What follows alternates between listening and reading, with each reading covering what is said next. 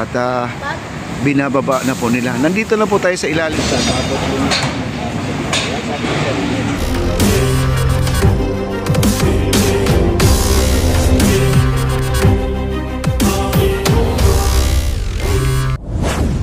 Nandito na po yung pumpkit natin. Ayan sa itaas, nagbaba po sila ng mga tubo, mga tubular. Yan po gagapang po ang ating semento. Kaya po ata nakahilera na po papunta dito guys. Ayan no. Ano? Ayan at binababa na po nila. Nandito na po tayo sa ilalim ng tulay guys ng ating Quezon Bridge mga kaibigan. Ito. Ang ganda ng Quezon Bridge natin guys. Oh.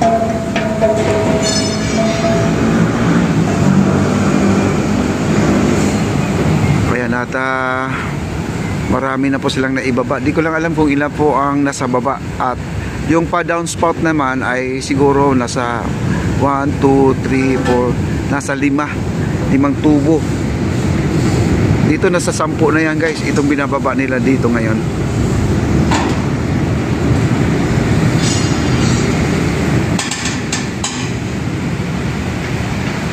Tama-tama yung pagdating natin na dumating din ang ating pumpkit mga kaibigan no.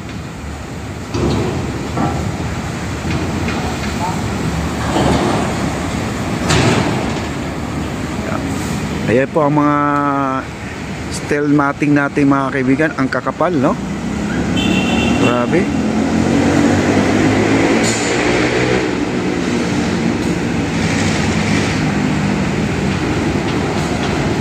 At ang ating stag bolt mga kaibigan, dalawa-dalawa po ang stag bolt natin no. Ang tibay ng stag bolt natin. At saka ayan po may binababa ulit sila guys oh.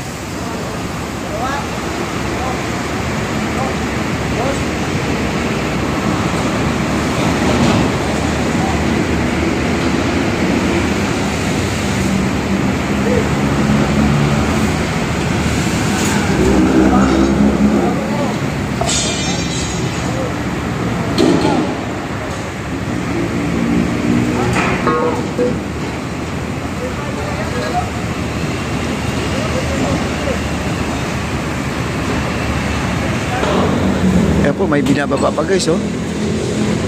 Ayan, may binababa pa doon.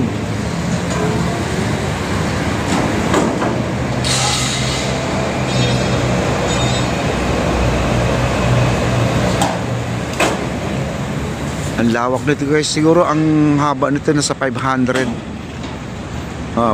meters. 500 nasa ano lang yata to, 200 lang siguro to guys ang haba nito, ang ating tulay. Ito po, nagano na siya ng steel matting na po sila guys. Ito steel matting. Oh, yung mga clip mga kaibigan, yung binababa na nila yung mga clip oh.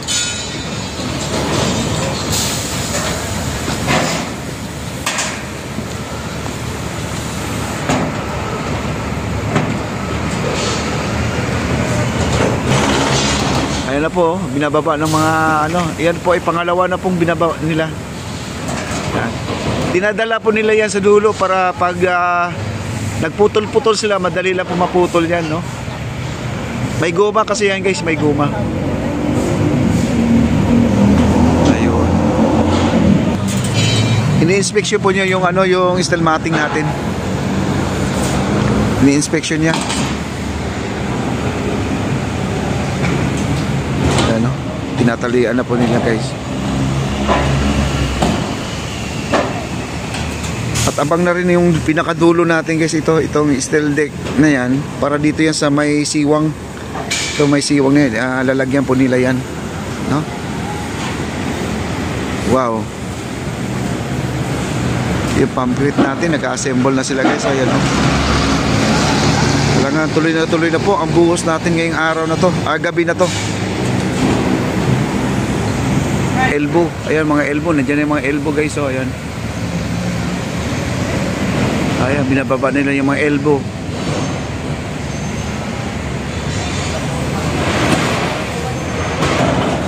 At ito may siwang guys, ano na po, yung may siwang. At tatakpan na po nila yung siwang guys. Ayan. Tatakpan na po nila yung siwang kasi yung kanilang steel matting nila ay idudugtong na po nila. Ayan. Ayan.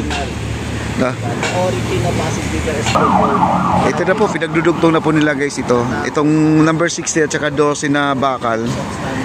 16mm at saka 12mm, no? Grabe, ang kapal ng bakal na ginamit. Ayan, no? Doon po. Tatali na po sila, oh. Ito mga ano pa to, yung mga binatilyo na to. Talagang ano na sa mga construction. Mga bihasa na rin. Nakita mo yung kanyang best. Bago yan guys. Itong dalawa mga bagong pasok lang to, no? Ayan. Inaayos na po nila guys, oh. At ito naman, bago nila isasalpak to, magtatanong muna sila kay Foreman Jason. Itong steel deck na to. Kasi steel deck ito medyo alanganin kasi itong kanilang lalatangan dito medyo pakorba, no? Paliko siya, paliko. Ayan po ang yun po ang nakikita po natin dito guys, no? Magpasok sa akin ka, thank you, God bless. Tapos sabi, yung vlog mo sobrang ganda. Ayan, no? Grabe guys. Ayan po, at ito yung mga masisipag ngayon dito na magbubuhos, magpuyat tayo ngayon guys. Sabi naman ni Leader Nita, yan salamat sa kasi ba tayo dito guys. Yan sabi nga, sir, hello Sir Orly. Yan, bye-bye Sir Albert, kala ko tuloy ka na. Hello Sir Orly. Sir Orly, good morning. Hello. Hello na. Sa mga nalito, ayan, 61 si Sir Columbus. And good evening, Miss Diana at Papa. Hi Sir Papa D, good evening. Hello po, Columbus. Hello Sir Gaynir. Good evening po, Miss Diana. Ayan, so babay na mga guys. So, ipapasa ko na po kayo may tapos. Ayan, salamat po sa lahat. Okay. Bye guys, ingat. Ipapadala tayo next para sa pagbubuhos po ng semento. Good night guys. Bukas ulit, ikot po tayo ulit dito pa kasing dito. Bukas pwede na tungtungan to. Kaya nga, makakaisip tayo na haba-haba na yung papasyalan natin dyan. Oo, tutungtong tayo dito bukas, pwede na. Ayan guys, no? Tuloy pa rin ang kanilang pag-set up doon sa itaas, no? At ang ating ilalim ng tulay, bubuhusan na po. Talagang napaka-excite po ang ating nakikita dito. Grabe. Ang ganda talaga to guys, oh.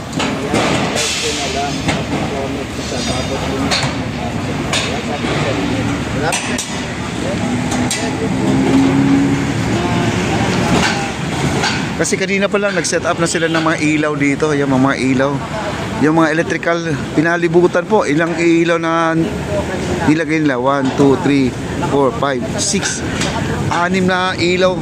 Kasi gusto po talaga na maliwanag guys. Kasi yung pagbubuhos kasi kailangan maliwanag kasi minsan hindi mo makikita na may mga bubbles kasi may ginagamit sila ditong vibrator, no? Kailangan makikita at saka yung kapal at saka nipis para makita nila kung saan sila sumubra. Kaya nagdadagdag sila ng mga ilaw dito ngayon sa ating paligid, no? Ayan. Ayan na po, ay inaayos na po nila. Ayan, kinukumpuni po nila guys. Para sa aking pag-ibig yan, gagawa ko.